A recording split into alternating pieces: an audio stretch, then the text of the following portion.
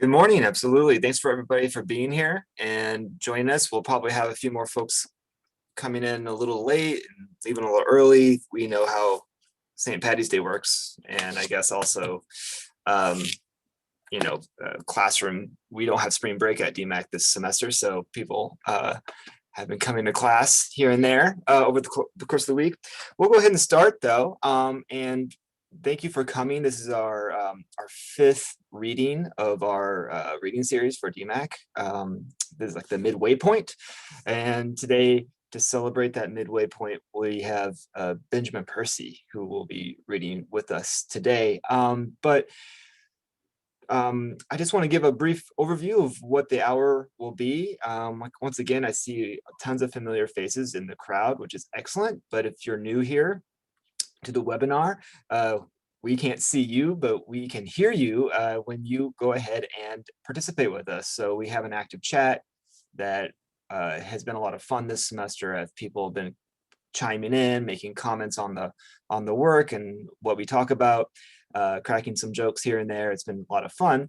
And we've also have this Q&A Dropbox in front of you. So throughout the course of the hour, I would really appreciate if you have questions for Ben to go ahead and drop that in there. And we'll devote the last 15, 20 minutes or so of the hour covering as many questions as we can before we take off. But first, I'll introduce him and give you a brief bio, and then we'll probably have a small conversation before he reads to us. All right. So today we have Benjamin Percy.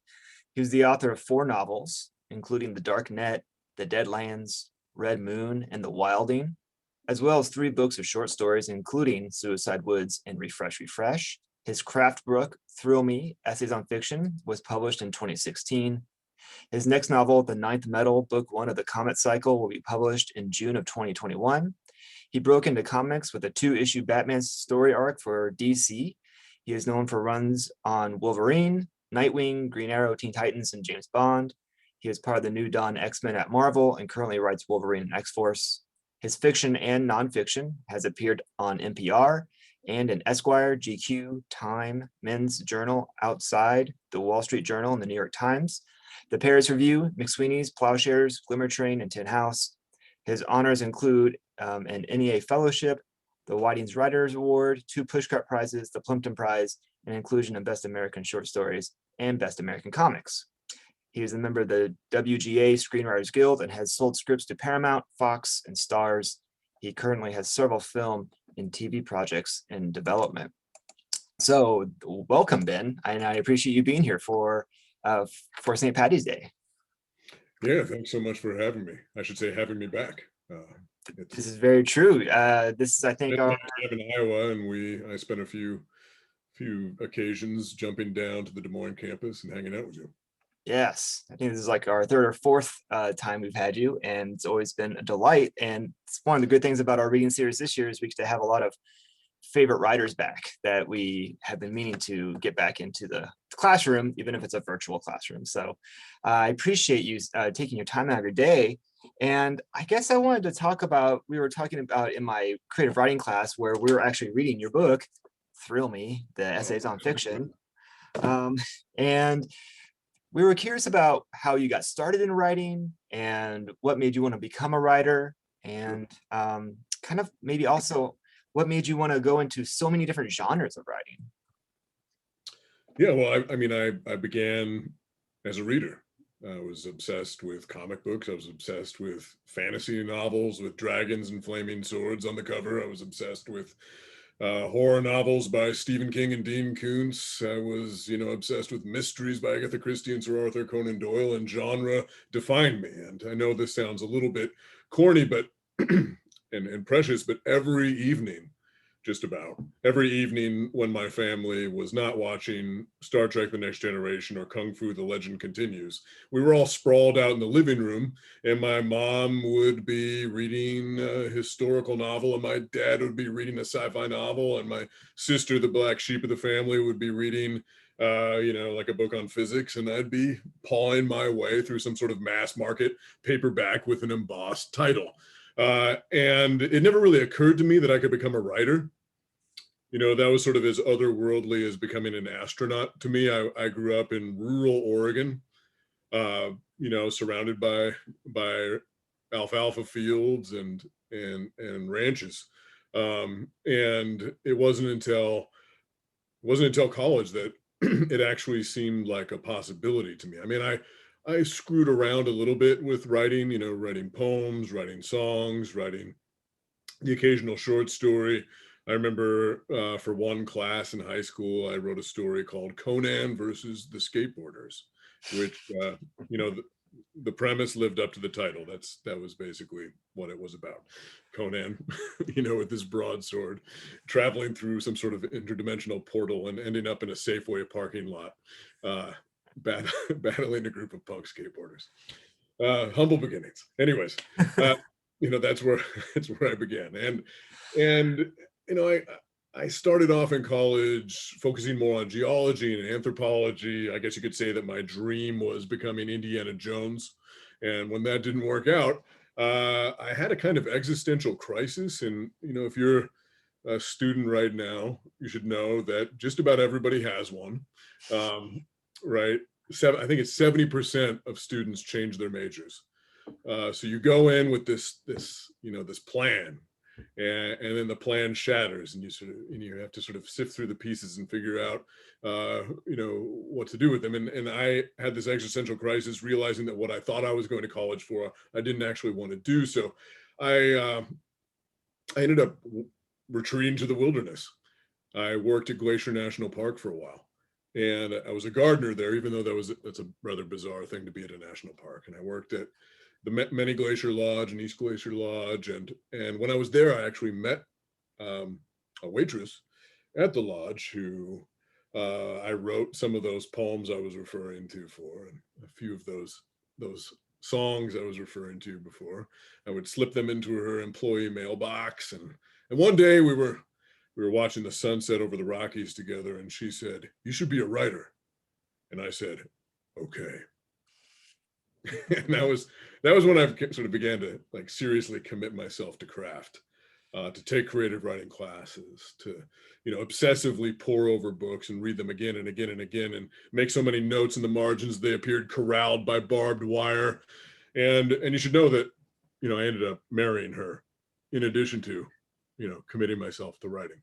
So yeah, but you know, I fell in love with genre initially, and I never fell out of love with genre. But in all of these classes that I started taking, I was told over and over again, no genre. There was no genre permitted, and so I fell in love with those writers I had never heard of before. I fell in love with Alice Munro and Leslie Silko and James Baldwin and Raymond Carver and and I sort of came to this place of convergence, I guess you could say, where, you know, what are some of the great things about literary writers? You know, a literary writer will create characters that are so three-dimensional, you feel like you know them better than a neighbor. A literary writer will write sentences that are so exquisite, right, that you want to pluck one off the page and frame it and hang it on the wall and invite people over and be like, just look at that, it's beautiful. uh, you know, a literary writer will have themes that are subterranean, and they'll have metaphors that spark and glow. But you know what literary writers sometimes fail at, if you want to poke fun at literary writers for a moment, uh, is, you know, there's not always a lot happening, right? If you you know, create, like, if you go to the Barnes and Noble and you duck down and you push past the cobwebs and you push past like Cat Quarterly and Tattoo Monthly, like, and you pull out a literary journal, your standard literary journal, and you flip through it and just point to a story in there, it might go something like this. You know, there's somebody in the kitchen and they're making tea, and they set, you know, the kettle upon the stovetop and crank the burner, and they go over to the window and there's a roiling bank of clouds, and the teapot begins to whistle, and they steep the tea, and they return to the window, and the roiling bank of clouds is closer, and the character has an epiphany. The end, right? And again, it'll be exquisitely rendered, but nothing happens. And let's flip let's flip to the other side of the coin. When it comes to genre fiction, let's say what's bad about genre fiction, the worst of genre fiction. Maybe the characters are types more than people, maybe they're a little one-dimensional. Maybe the plots are formulaic, overly familiar. Maybe maybe the prose can be a little pedestrian, let's say. But what does genre fiction never forget about? No matter how awful the story, stuff is happening. All 6 cylinders are blazing. And that's the reason I used to read, right?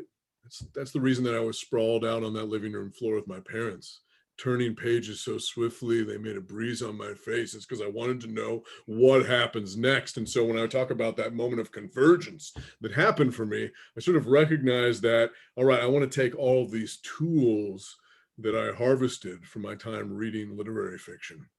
I want to bring these characters magically to life so that they seem like flesh and blood and not just ink and paper. I want those metaphors to go. I want those subterranean things. I want all of that goodness, but I also want, I want some squid aliens to show up, and maybe like a zombie train to come barreling through town, or a serial killer on the loose, or something like that. So I'm sort of taking these elements of genre and these elements of literary fiction and swirling them together in the same way that you could say Margaret Atwood does, or Kate Atkinson does, or Susanna Clarke does, or Octavia Butler does, or Cormac McCarthy does. I mean, you walk into a bookstore, where does Cormac McCarthy even belong, right? You've got No Country for Old Men, which is crime. You've got The Road, which is post-apocalyptic. You've got Child of God, which is horror. You've got All the Pretty Horses, which is a Western. You've got Suttree, which is literature with a capital L. It doesn't really matter, even though so many people want it to matter. They want to pigeonhole you. They want to be able to say what you are. But, I'm just sort of kicking down those fences and trying to write something that is compulsively readable but artfully told. Wow, absolutely. I was thinking about what you were saying there, and blurring the genre with the literary, which I really admire that that blurring that you kind of go through. I'm also just thinking about the actual like literal genres. So for instance, comic books, which are very clearly like demarcated from prose. And I'm curious about how you got into that world, and how your novels and short stories translated, the skills there translated into comic book writing, or how the comic book writing like helped inform your prose. Sure. I mean, my earliest memories of reading are comic books. I can remember Crow, Oregon. We lived in a town so small that there wasn't a grocery store. There was a mercantile. And my mom would take me shopping with her, and she'd plant me down in front of the spinner rack. And I don't know if everybody on the talk today knows what a spinner rack is, but they used to be everywhere. You'd go into a gas station, you go into a grocery store, there are these spinner racks full of comics. And now it's much harder to find comics. You actually have to go to a comic shop for most of them. But the spinner racks were everywhere, and I would plant myself below, and she'd say, sit there and be good. And I'd read through some comics, and while she shopped, while she, trundled her cart up and down these wide plank floors, and this is the sort of place where there's, deer racks on the walls and lacquered fish, and it's small enough that you can smell the copper stink of blood from the butcher. And here I am reading these comics at 3 years old, at 4 years old, at 5 years old. And if I was good, she'd buy me one. That's what I remember reading first. I don't remember reading a novel. I'm sure I did, but I don't remember reading a book really besides comics until 4th grade when I read The Hobbit. So these were, definitive experiences for me, and had a profound impact on my imagination and even my sense of justice, I think. And anyways, I'm in Iowa, in Ames, teaching at Iowa State University. I think it's 2009 maybe. And one of my buddies is teaching my book, Refresh in his class on the East Coast. I'm teaching his book at Iowa State, which is Voodoo Heart. And the guy's name is Scott Snyder. And we're both, these young teachers, young writers, mostly invested in short stories, literary-ish short stories at the time. And Scott published a short story in an anthology called Who Will Save Us Now, which was all superhero stories, prose, but superhero stories. And he gives this reading from the anthology with other writers in there at a Barnes & Noble in New York. And they don't know this, but there are a bunch of editors from Marvel and DC in the audience. And so Scott finishes his reading. The editors come up and say, hey, you guys like superhero stories so much, you should submit something to us, some pitches. So Scott started to get some work in comics. And I was like, dude, I want that. Show me your pitches. Show me your scripts. How do you do this even? And I started submitting. I put together this massive pitch called Red Moon for a series with Vertigo. And it would be an original series, right? Not based on existing characters. And it turns out, that they rejected it, but I pivoted and I turned that into a novel idea instead. So that original comic series idea became a novel, which was kind of my breakout book, really, Red Moon. And so I just kept pitching. I sent 47 pitches to DC before I finally got a job there. And my first job, I was very lucky. My first job was Batman, which is, there's nobody bigger in comics. So it was just a 2-issue arc, Detective Comics 35 and 36. And I put everything I had, and just, it's just a sidebar for a second. When it comes to failure, I've failed over and over again as a writer. I've heard no far more than I've ever heard yes. So 47 pitches, right? How many people are willing to do that? When it comes to submitting your work to a literary journal, I've submitted a story one time 37, 38, 39, however many times. I think it was the 40th submission that actually got the acceptance. So, just what I'm trying to say is like grit and determination and stubbornness, like those are as important as talent. And anyways, here I am submitting all these things, and I finally get in with Batman. But that, and another sidebar about being stubborn, that Batman script, that 2-parter Batman script, that was a failed screenplay. I wrote a screenplay. It was sent all around Hollywood, rejected, but I still believed in it. And I was able to make that my debut at DC, which kicked off my whole comics career. Because from there, I got Green Arrow. From Green Arrow, while writing Green Arrow, I'm also writing Teen Titans then. And then Nightwing. And then, I made the jump to Marvel. And now I write Wolverine and X-Force. And I've got some other things brewing. And I've also got some creator-owned comics, this Year Zero and Devil's Highway. And what I'm trying to bring to the table here is that same sensibility. I don't think I'm writing comics any differently than I wrote short stories. I'm trying to be, there's more spandex. There are some capes, and maybe some, pow, slam sound effects as well. But, I'm carefully building the architecture. I'm trying to create significant emotional arcs. I'm being prosy in those narrative captions, which some people get irritated by. And let me tell you, there is no scorn like a comic book fan scorn, as Twitter has revealed to me. That's what the mute button is for. And anyways, what have I learned from comics that have helped me as a novelist and vice versa? I mean, this is a craft lecture of its own. But, just to riff on it for a second, when it comes to comics, you have a very tight architecture because you have 20 pages. I mean, imagine if somebody was telling you your novel must be exactly 200 pages. Or imagine if somebody was telling you your short story must be exactly 5 pages. You can't have 19, you can't have 24, 20 pages. And there are generally 5 to 7 scenes. And there's generally an A plot, a B plot, a C plot, and a D plot. And that B plot in the next issue becomes the A plot, and that C plot in the next issue becomes the B plot, and so on. So there's sort of like a rotation occurring. And so that strictness of form, you know, if you think about in the literary sense, Terence Hayes, brilliant poet, says that writing free verse poetry, free form poetry, versus writing something that's more strictly delineated like a sonnet or a villanelle, you know, that's the difference between breakdancing and breakdancing in a straitjacket. And he says, he argues that, you know, it's awesome if you can breakdance well, but it's badass if you can breakdance in a straitjacket. And I feel like writing comics is like breakdancing in a straitjacket because of those constrictions. They actually, sometimes the restrictions of a form can help you, inspire you. And there are all sorts of other things that, you know, that I've considered over time that have become, just because of the strictness of the form, that much more clear in my mind. One being, let's say, villains. Let's talk about villains for a second.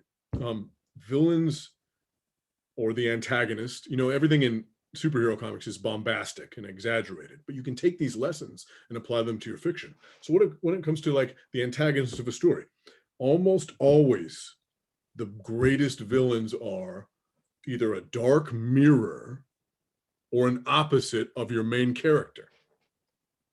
Okay, so think about superhero comics, and you have Batman probably has the greatest rogues gallery. Okay, all of these characters, all these villains are trying to bring out something in Bruce Wayne, in Batman, right? So the villain is there to explore something in your and transform your main character, right? So Batman's opposite is Joker. Batman's dark mirror is Bane. A dark mirror has all the same qualities of the main character, but they use it for, you know, nefarious purposes, let's say. So Bane has a very similar origin story, has a very similar arc, very similar skill set to Batman, but uses it for. Joker is the opposite. Batman's all about law and order. Joker is chaos, right? Think about Superman. Zod is the dark mirror of Superman. Comes from Krypton, same skill set, the purpose. Bizarro is the opposite of Superman, or you could argue Lex Luthor. So, you know, ultimately these things, you know, I've explored these in my comics with Green Arrow. I had this one character who was essentially an opposite, in that if Green Arrow is sort of like this social justice warrior, that's how he's been described. You know, I have this other character who is like the epitome of capitalism, and that he was the head of this sort of villainous cabal that was a bank for villains. You know, because you got to think about villains, like where do they get all their money for their awesome like secret layers and cool weapons? You know, you can't just walk into Bank of America and be like, yes, I'd like to build a ray gun, give me money.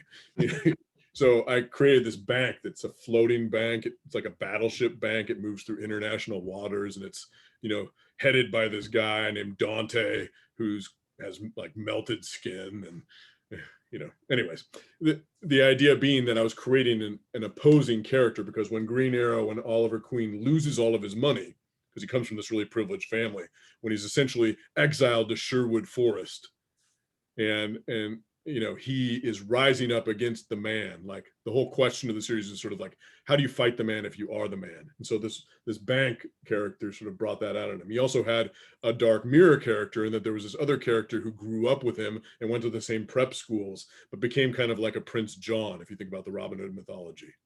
You know, became the mayor of Seattle. Anyways, think about Indiana Jones. Indiana Jones's dark mirror is Belloc, has the same skill set. Indiana Jones is always like, that belongs in a museum. And Belloc's more like, yes, but it's also worth a lot of money.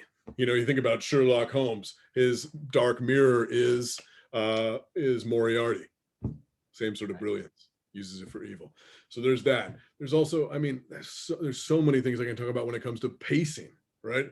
You know, and visual telegraphing. Let's say you're in a short story, and you start to cram all of these details into a moment that should signify that this moment is important, that you're entering into a sequence, a highlighted sequence that the audience should pay attention to, in the same way that if you're watching a movie and things start to go into slow-mo because like there's a stairway shootout in the Untouchables, and the baby, pram is bouncing down the stairs, and there's gunfire between the gangsters and the FBI. Like that whole sequence takes like 7 to 10 minutes to play out. In the same way, in a short story, right, you're visually telegraphing by slowing down a moment, by packing it with details. In the same way that in comics, if you have a big moment, you turn a page and it's one image. That's called a splash page. There's always a splash page in the first 5 pages of a comic. Right? You turn the page and Batman is crashing through a window and dropping his fog tablets and like kicking some evildoer in the face. That's the splash page, right? Right. And in the same way, like I look at sometimes student fiction, I'm trying to think about this. I'm like, okay, look at your opening of your story. All these great details, right, in the opening. And that's because of the opening, that's when they were super excited to be writing it. And by the end, they're exhausted and they just want to turn it in, right? But the first few pages, it's like some guy's brushing his teeth, and man, the mintiness of the toothpaste, amazingly described, or the way the bristles are scrubbing through those ivories, awesome. Such lyricism. But then, like, if you think about what is actually the splash page is however many scenes later when that character goes to work and gets fired. That's the splash page. But then you look at it and you're like, let's map out the real estate of your story. He gets fired in 1 paragraph. You describe brushing the teeth for 3. And it's all about the student just being like exhausted at that point and not thinking about how to visually telegraph information, right? Because if you see a splash page, you pause and you just let it sink in and wash over you. In the same way that if you're watching a movie and things slow down and the music amps up, or the cross-cutting of the cameras gets crazy, think about like the shower scene in Psycho or something like that. Think about the 50 different camera cuts in that moment. Like that moment stands out significantly because of the visual telegraphing, because of the audacity of the style. Now, flip that around. Imagine if every page of a comic was a splash page. Wouldn't have any effect on you. Imagine if every moment in a movie was going, right? Like somebody's at the bank and they're like making a deposit. It's like, it's the same as like if you're brushing, that's the same thing that's happening if when you're using all this stylistic effect when somebody's brushing their teeth. It's the wrong move at the wrong time. And so comics make just all of these things very evident. And again, I could keep talking about comics and what I've learned from them for the next 4 hours. So I will pause there and we can answer more questions about that. But, just you got me, you poke me. And when you poke me, I just go. So No, I love it. I think everybody should be taking notes who's watching. And I know some of them are, because in the chat, they're commenting on how insightful this is. And in fact, one of our fellow professors here, Anne McBee, was speaking about her students and how they often like to write fan fiction. And I guess entering all into comics are fan fiction. What's that? Here's an unpopular take. All comics are fan fiction. And you're saying that you're stepping into an already created universe, though. So what in your mind is different than fan fiction and comic book writing? And I guess we're also asking, like, how do you enter into this like collaborative space where you're dealing with like multiple authors and editors and artists who have to draw what you write? And it's a weird thing because here you are writing a character that might be 80 years old. Green Arrow's 80 years old. Aquaman's 80 years old. How many iterations have there been of this character? And you have to think about, okay, not only how do I honor the legacy of this character, but how do I put my own unique mark on it? The worst version is if you are doing karaoke, right? Right. What people are looking for is that signature run, the definitive run. There's a sort of elasticity, let's say. You can't go too far in one direction, like Wolverine can't like suddenly, I don't know, retire to Boca Raton and start playing a lot of shuffleboard. But you can do things that shift the paradigm. Like right now in my Wolverine run, for instance, I don't know how many nerds are out there who are familiar with what's going on with the X-Men, but it's like a new dawn for the X-Men, in that they have stood up, and it's very much in tune with the moment. If you think about some of the best speculative fiction, it's oftentimes taking a knife to the nerve of the moment, right? So Godzilla is born out of post-atomic anxieties. The Invasion of the Body Snatchers is about the Red Scare and McCarthyism. Frankenstein is born out of the Industrial Revolution and the way that it's about man playing God, or the fear of science and technology. And in that same way, like the mutants in the X-Men, right? For so many years, they have been downtrodden. They have been a stand-in for xenophobia, for marginalized groups.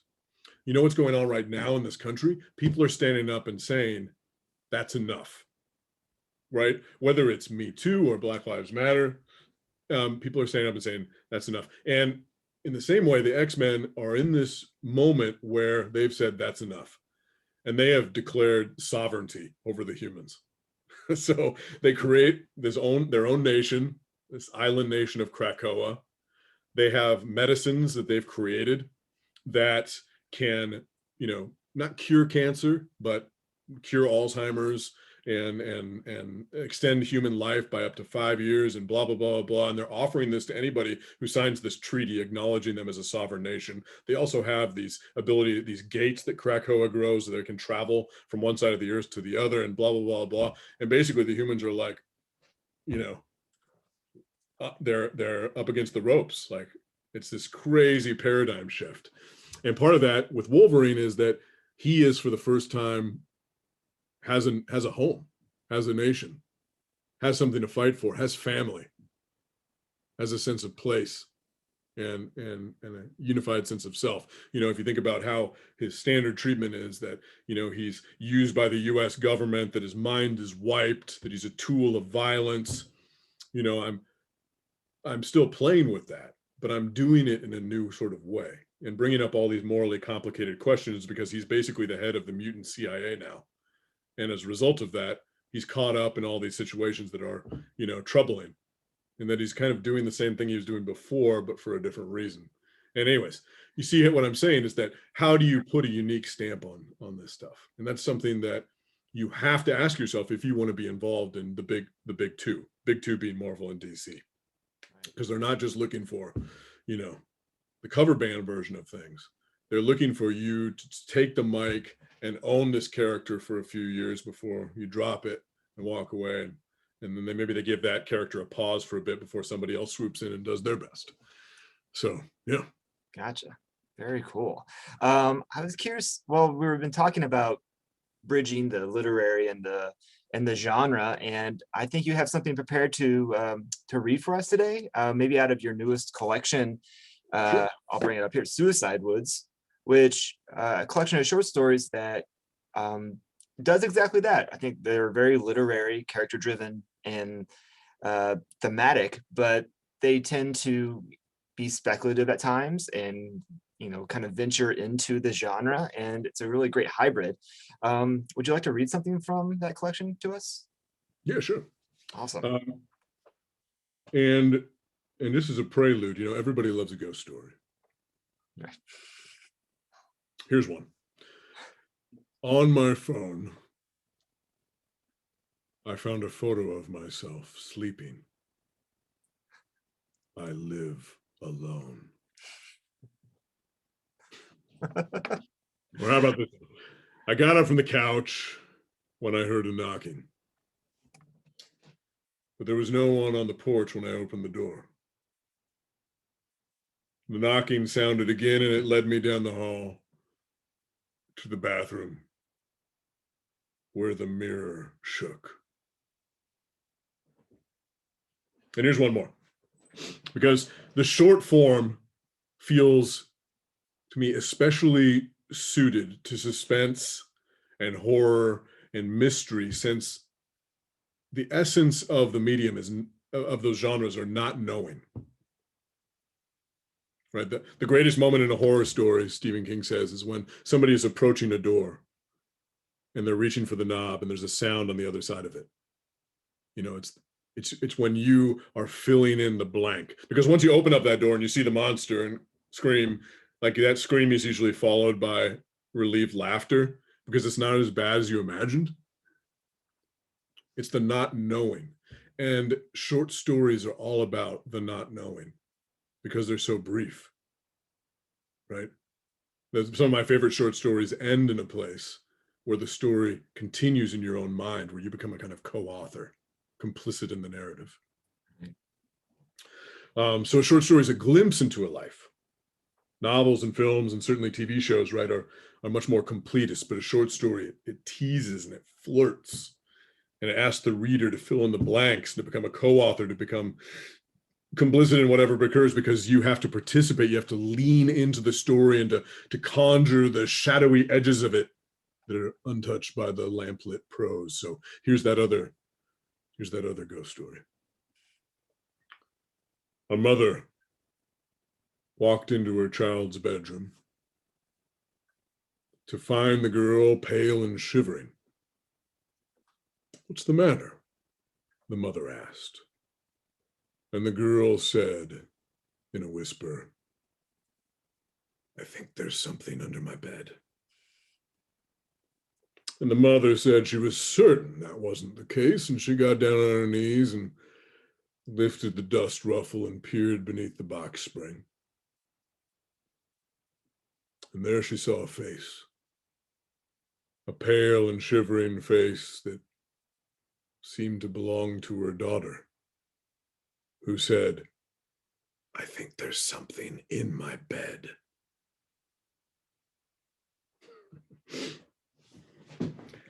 Right. So I love that one in particular, because of its duplicity, because of its moral confusion.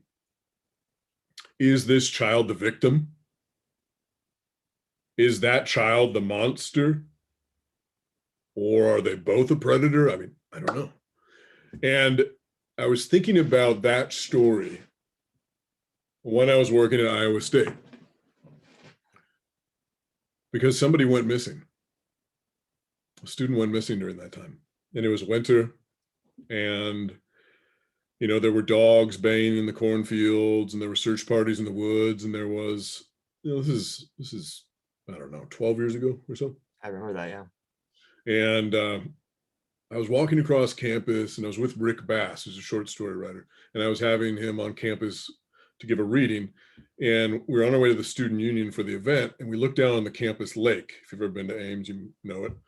And there were a bunch of cops out on the lake, and they had carved holes in the ice, and there was a scuba team dropping down, and the black water was surging up as they dropped down, and they were looking for the body. And from that angle on the hill at the student union, the lake with its holes carved into it looked like a skull. And I just imagined at that moment the beams of light, like what it would be like to be a diver down there, and the beams of light that would come down through those holes and cut through the murk, and the possibility of a body twirling through one. And Rick looked at me and I looked at him, and the kid was not in that lake, by the way. The college student was not in that lake, but the thing that struck us both in that moment was that image itself, that haunting image. And Rick turned to me and he said, "You want to race?" Meaning, this is something that writers oftentimes do. They'll claim something or they'll challenge each other. Right. So we both had that image, and it's oftentimes an image that spurs me to write a story. I tend to think of my stories when I'm designing them as constellations, that they have sort of like these bright stars, oftentimes made up of images in my mind. And I don't know everything that happens. I'm sort of like a constellation, right? You discover the form over time, but you have the bright stars to guide you. So that was one of those bright stars. And Rick and I both wrote short stories about that moment. And the short story I wrote is called The Cold Boy, which is set just outside of Ames. And I'm just going to read a little brief little moment here, but there's a boy who falls into a lake and is recovered. And as we know, cold has an uncanny effect on people. Right. And so in this case, the kid comes out changed. Ray is, just for context, Ray is his uncle who's watching after him, kind of a deadbeat uncle. Ray can't seem to warm him up, his skin the color and feel of sunlit snow. The few times that Ray touches the boy, leading him from the television to the kitchen table, from the bathroom to the guest room, he startles at the cold, clammy skin and yanks back his hand. Nor will the boy eat. Ray tries soups, hot cocoa, grilled cheese sandwiches oozing with Velveeta. The boy takes the occasional sip or nibble, but otherwise he simply stares at the food, not saying anything. Even when Ray throws up his hands and says, "Well, what do you want then? You got to eat something." Later, he catches the boy in the kitchen. The freezer door is open and the cold is blasting from it, and the boy is scooping chocolate ripple ice cream from the carton into his mouth. Ray lets the boy eat as much as he wants, and the boy wants it all. He chews the ice cream, big spoonfuls of it, his mouth a smacking mess. When his spoon scrapes the bottom of the carton, the boy drops it to the floor where it blurps out a tongue of chocolate on the linoleum. The boy looks at Ray expectantly, and Ray stutters out a few apologies, says he doesn't have any more ice cream, says they can pick some up at Fairway later. And then he gets an idea and says he'll be right back and pulls a bowl from the cupboard and throws on a coat and heads outside. A gasp of cold greets him. The wind has shaped the snow into drifts like the sluggish waves of some frozen ocean. The day is sunny, but the yard is dark and rippling with shadows. And Ray feels momentarily unbalanced as he staggers off the front step. The crows are overhead, hundreds of them, a circling black eddy that blots out the sun. He keeps an eye on them as if at any moment they might descend and carry him off when he kneels to fill the bowl with snow. It is only minutes later, after he pours maple syrup over the snow and sets the treat on the kitchen table. After the boy begins to carve his spoon into it, the Ray notices a bit of black mixed up with all that white. A feather. He grabs the boy by the wrist, stops his spoon, inches from his open mouth. Slowly, the boy turns his head to stare at Ray and tightens his face into a hateful expression. Hissing. So that moment there was also inspired by another detail from Ames. And that is that the crows in Iowa, right? You know all about this. Yeah. They're exceptional. They're Hitchcockian in their number. There are legions of them that for whatever reason show up in Iowa during the winter. And I was really struck by this on a number of occasions. One time I walked out of Christmas Eve service and I heard this muttering all around me in the parking lot. It was dark. And there's this, and I noticed that up and down the street, all of the trees were bare, but they looked to be leafed out because there were so many crows in each of them. And then I looked up behind me because I kept hearing the noise, and the entire church roof was covered in crows, completely black with crows. And on campus, wandering through campus, I remember at the same time of year, there were a bunch of carolers. Yeah. And then la la la la line with their rosy cheeks and their, reindeer sweaters. And the thing about the buildings in Iowa State's campus is that they put these sound systems on top of them so the crows won't gather there. And so they play the sound over and over again of tortured crows, and so I'm going through campus and hear all these these carolers and I stop and I appreciate, their sweet music, and then they pause between songs. And so over the top of them, they sing Silent Night, and as they finish, you hear, tortured crows being broadcast from all the buildings all around. And it's just, it was that, it was the image of the lake, it was a few other things. And this is usually where my stories begin. If you're looking for yourself as a student writer for these glimmers, for these things that burn bright, sometimes it helps not just to pay attention, to always be open for business so that whatever's swimming by is a chance to swim in, but to go through your mind, the calendar of your mind, and to think about, a different time in your life, maybe when you were slugging your way through chemo or dating that sociopath, or, a place in your life, like that cabin you always used to go to, or, during the holidays, or that time you lived in Idaho, or whatever else. And usually if you like compartmentalize like that, 3 or 4 of those images will come rising up. And that's usually where the magic is. That's usually where the electricity is that I like to plug into. That's like the constellation that you're kind of talking about when you see those pinpoints. Yep. Yep. And oftentimes those end up being those splash pages. Right.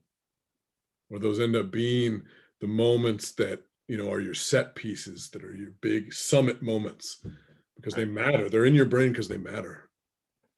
And you just have to figure out a way to contextualize them so they matter to your audience as well. Right. And so Iowa still haunts you, is what you're saying. Iowa haunts me. Yeah. Nothing but good memories of my time there. It was 4 years at Iowa State. Right on. So we're going to some of the Q&A questions, and we have many, and they're quite long, but I think what we can pick up on is one here. It says, first of all, I have to thank you for your amazing Wolverine run, Mr. Percy.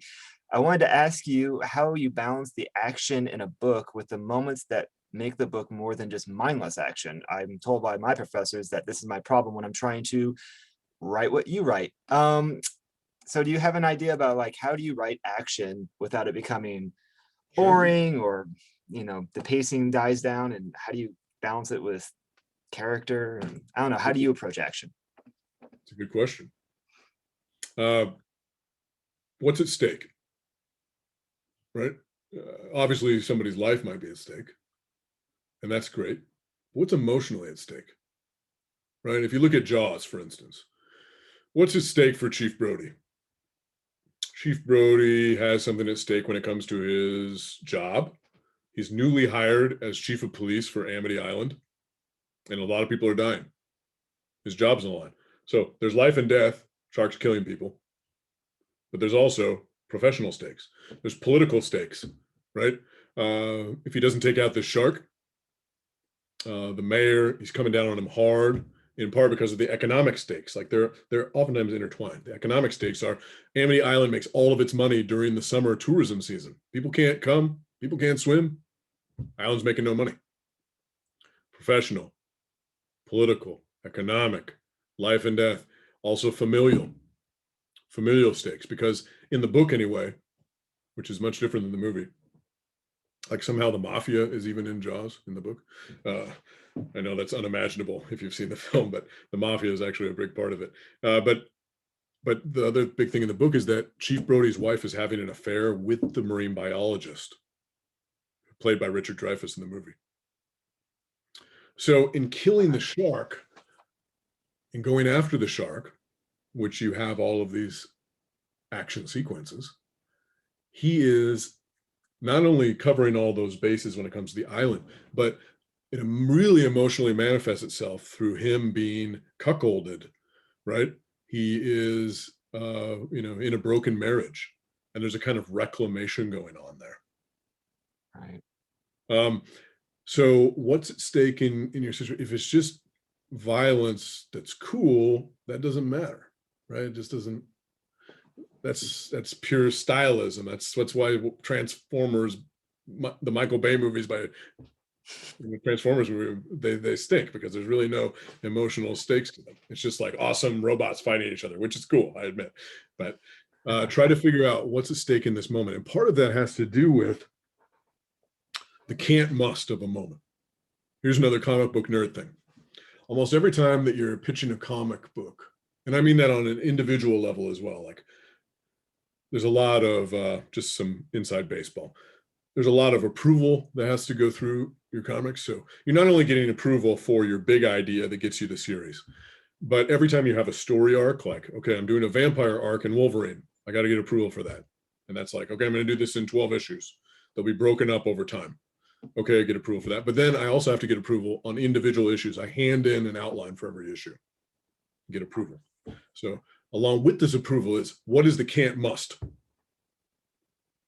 The can't must is the moment where your character faces a decision that is impossible. Okay, so think about things outside of comic books for a moment. How about Les Mis? So in Les Mis, Jean Valjean, right? He's gone to prison for stealing a loaf of bread. He's prisoner 24601. 24601. Yes, that's what Javert said. So he's in the situation where he escapes, he forms a new life for himself. He's a mayor. He has this factory. And what happens? Javert shows up, right? And he's like, I think I recognize this guy. He's no longer has this nasty beard. He's no longer in rags. He's no longer like hefting up. There's that great moment, right? During that moment in Les Mis where Javert's like, go pick up that ship's mast, which probably weighs 2,000 pounds. And Jean Valjean's like, dun, dun, dun, dun, dun, dun, dun, dun, dun, and he picks up the ship's mast and carries it. So there's this great moment where Javert is visiting this factory, however many years later, he has an encounter with Jean Valjean, played by Hugh Jackman. That's how I'm imagining it. Wolverine and Jean Valjean come together in this moment of synergy. And Russell Crowe, playing Javert, he goes out in the street along with Jean Valjean because there's this screaming. And what do they see? They see this cart that's overturned. And there's this guy in the mud, and he's being pressed down in the mud, and he's going to die unless somebody saves him. And what does Jean Valjean do? What does Hugh Jackman do? What does Wolverine do? Wolverine goes down. He goes bum bum dun dun bum bum dun dun dun. He does the superhero thing. He saves this dude by lifting up this impossibly heavy cart and dragging him out of the mud. And what happens then? Javert's like 24601. He knows it's him. So he made an impossible decision then during this action sequence. He also makes it later when he has to either decide between giving himself up, right, or making this other guy go to jail because another guy has somehow been blamed and says, okay, you're actually prisoner 24601. So he's either going to let this guy go to prison on his behalf, or is he going to give himself up? And if he gives himself up, what happens? Everybody who's employed at his factory loses their job. See how many things are involved in this decision making? The same thing happens over and over again in comic books. Your character is brought to a moment where they have to decide, and they can't, but they must. Right? Think about WandaVision. Have you seen WandaVision? A few spoilers. There's a moment, I'll try not to be too spoilery, but there's a moment where like this dome, this biodome is collapsing, like this reality is collapsing. And on the one hand, the people in it, right, they are possessed by Wanda. On the other hand, her kids and husband can only exist if the biome continues. Impossible decision. Should it collapse and you save the people inside of it? Or should these, her children and husband exist? Can't, must. Peter Parker, right? He can't, but he must. And Spider-Man, is it Homecoming? There's that recognition like, oh, Michael Keaton, you're Vulture, and I'm dating your daughter. He realizes, right? He shows up to prom to pick up his girlfriend, and that's when Michael Keaton walks out. He's like, oh, come on in, Peter, right? And Peter Parker realizes like, I'm dating Vulture's daughter, and Vulture figures out that Peter Parker is Spider-Man, and he's like, I'll give you this night. I'll let you show my daughter a good time, and we'll just forget all this, but don't interfere or I'll kill you and you'll break her heart. And you lose out on this significant moment in your high school prom, Right. And what does Peter do? It's an impossible moment. He's so in love with this girl. He wants to have this great night for him, for her. but he's got to go save the day as Spider-Man. A follow-up to that, I love that idea of possible decisions. And we'll often have this conversation in workshop where a student has written that great moment where it's like, oh, I have an impossible decision. And they're like, well, which way should I write it? Which way should I go? Which way? And we're like, I don't know. So when you get to that impossible decision as a writer and you know they have to make a choice, what do you tend to, I don't know, how do you decide which path they take? Is there certain elements that are inform that decision, or is it more instinctual? You just kind of Well, I guess follow. it has to do with, every story is a transformation story. Yeah. So Dorothy in The Wizard of Oz goes from singing Somewhere Over the Rainbow way out there and dreaming about the horizon and dreaming about adventures. She goes from there to There's No Place Like Home as she clacks her ruby heels together. She goes Right. from dreamer to realist. What is your transformation arc? What is your emotional arc? Gotcha. Choice should be aligned with what creates that transformation, what makes it possible. Do they just, if you're writing superhero comics, you might be a little trapped. But if you're writing just your own fiction, your character can more easily make a morally compromised decision. Maybe you want them to make a Faustian bargain. Maybe you want them to betray their family, right, in order to benefit themselves. That's interesting, right? So Right. just think about what's the most interesting, and this has to do with map making too. Like sometimes you discover that stuff in the moment, but sometimes you know where you want your character to go, and that can inform the action as a result. Right. We have a panelist or somebody who said, like, I'm taking a theater class, and can you have a story where a protagonist ends the story in the same place where they started, unchanged, or is transformation always a necessity? Maybe. I mean, that's a tough. I would say that most stories do result in a transformation. There are some exceptions. I can think of some 5-pagers by Chekhov, but they're 5 pages long. Right. Right. You want somebody to go through a 2-hour theatrical performance or a 2-hour movie and you're right back in the same place? Kind of lame. Right. So I'd say if you're doing something short, sure. And that the unchanged quality is maybe the point of the exercise. Yeah. But So maybe in short stories or minimalist work, or if you're writing Raymond Carver or something, then that would work maybe. But if you're writing something that's of substantive size, I would say please err on the side of transformation. Maybe we do have one more question before we leave, and this is something that you touched upon earlier, but this might be a good way to kind of end in terms of looking towards the future. One panelist here said, how do you take rejection and how do you put it back into your work, or look forward, I guess, in terms of the process? How does rejection play a part in that? Yeah, I mean, rejection has been a constant in my life, and I have to say that my success is built on failure. I'll give you like a significant moment that maybe this is a little bit of a corny message, but hey, I was on academic probation my first year of college for a number of reasons. One, I went from a class of 14 students in rural Oregon to a big city and thousands of students on a campus. Culture shock, and also I was probably screwing around too much. And I was out of my league, I wasn't prepared. I wasn't prepared for the level of academic rigor. So I was on academic probation, and I was taking a bunch of classes too. That I don't know what I was doing. I didn't have a lot of guidance, and I was like, I'll take a digital security class, even though I have no idea how to code. I'll figure it out. Also, I'm terrible at math. Oh, I'll figure it out. And so here I am failing some classes, and I walk into my what do you call it? The counselor, the guy who's supposed my advisor, who's also the professor who failed me in the digital security class. And I'm like, what should I do? I'm looking for answers here.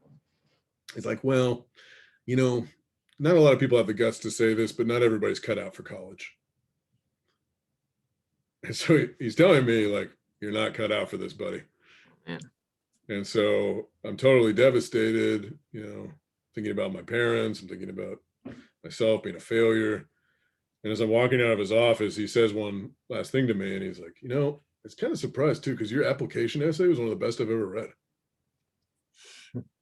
So I never talked to him again. I switched advisors. I went to work for Glacier National Park for a while before coming back to college. I had reoriented myself with a new direction, but that stuck in my head. And I made the decision to take the turn, right? There's always a turn that presents yourself in any situation. And it's, in a way, it has to do with the impossible decision. There's a turn waiting for you, and I chose to take it. I chose to commit myself to writing. I chose to commit myself to, and became an English major, and all of that resulted from it. Turns always are presenting themselves. Like with that failed screenplay, I spent months and months and months on that screenplay, rejected throughout Hollywood. Right. But I took the turn. I reimagined it as a comic. That was my debut with Batman, which created my whole comics career. Right. And over again, that's been the case. I wrote 4 novels that failed before I sold one. One of the things I realized with this one novel, The Mystery Light, which was rejected roundly by every editor in New York, they would all say, "Oh, he can really write, but this isn't really a novel." I was really depressed. I laid on the couch for a long time listening to, the blues and drinking whiskey. And then I deleted the novel from my hard drive. But then I went into the trash and I took it back out the next day. And I realized that it was actually 6 different short stories. Huh. And so I reconfigured them. I didn't keep everything from that novel, but I was able to harvest 6 different short stories from it. And some of those became, part of my collections and so on, and paved the way for me eventually writing that novel that did work, The Wilding. So I guess that's what I'd say, is that rejection hurts, but you're going to hear no. It doesn't matter what artistic pursuit, if you're a musician, if you're an actor, if you're a writer, whatever, you're going to hear no over and over and over again. And I'm not saying that shouldn't burn. I'm saying look for the turn. It's waiting up ahead. Awesome. And it sounds like your wife was a better guidance counselor. Yeah, call her the chief for a reason. She's the turn. Well, I just want to thank you so much for joining us for this hour and dropping so much knowledge on us. I don't think I've ever seen the chat or the Q&A so alive this hour, and that is a wonderful sign about how much your words are helping. In fact, the last comment in the Q&A is keep being awesome, Mr. Percy. So I guess you got to follow that advice as best you can. Thank you so much, Ben. I appreciate it. Hey, thank you for having me, and good luck everybody with your writing and the warming months ahead. Absolutely. Times await us. So for those who are still here, just a couple things. We have